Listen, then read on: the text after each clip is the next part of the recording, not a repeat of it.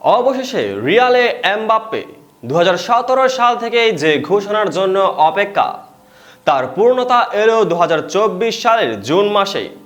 সব প্রতীক্ষার অবসান ঘটিয়ে স্প্যানিশ ক্লাবটি মঙ্গলবার প্রথম প্রহরে আনুষ্ঠানিকভাবে এই চুক্তির খবর জানিয়েছে। রিয়ালের অফিসিয়াল বিবৃতিতে বলা হয়, আগামী 5 মৌসুমের জন্যই এই খেলোয়াড়ের সঙ্গে চুক্তি করেছে রিয়াল মাদ্রিদ। সম্পূর্ণ বিষয়টি নিয়েই বিস্তারিত থাকছে প্রতিবেদনের বাকি অংশে। এক অর্থে বলা চলে ছেলেবেলার স্বপ্ন সত্যি হলো এমবাপ্পের জন্য।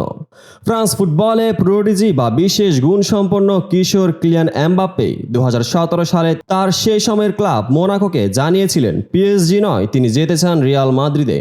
ফুটবলের ইতিহাসের সেরা ক্লাব রিয়ালও নজরে রেখেছিল এই কিশোরের উপর, তবে রিয়াল প্রেসিডেন্ট ফ্লোরেন্তিনো পেরেজ যেন খানিক ধৈর্য ধরার পক্ষে ছিলেন। পিএসজিতে এমবাপ্পে গিয়েছিলেন 180 মিলিয়ন ইউরোতেই। এরপর প্রতি মৌসুমে কেবল এই দলবদলের গুঞ্জনের ডানা মেলেছে। বহুবারই Mbappe to Real Madrid deal আটকে ছিল আনুষ্ঠানিকতার জন্য।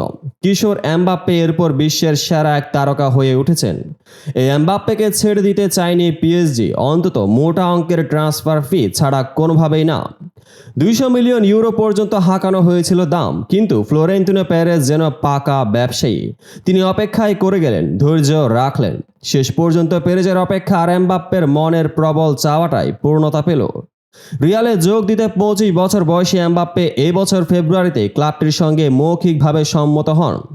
এরপর গত মাসে ফরাসি তারকা জানান তিনি মৌসুম শেষে পিএসজি ছাড়বেন। চলতি সপ্তাহের শনিবার রাতে চ্যাম্পিয়ন্স লিগে নিজেদের 15তম শিরোপা জয়ের পর এমবাপ্পের সঙ্গে চুক্তির খবরটি আনুষ্ঠানিকভাবে জানালো রিয়াল।